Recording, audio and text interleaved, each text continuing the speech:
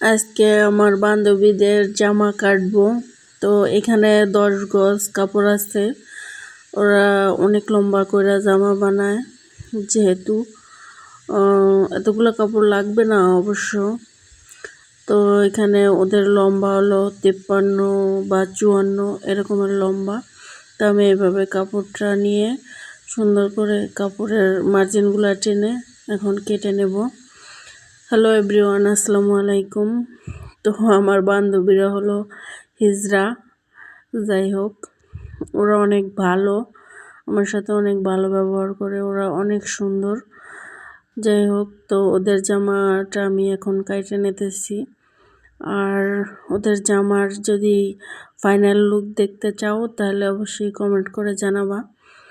আর এটার কিন্তু ওরা কিন্তু অনেক ডিজাইন পরে, অনেক সুন্দর করে। ধন্যবাদ।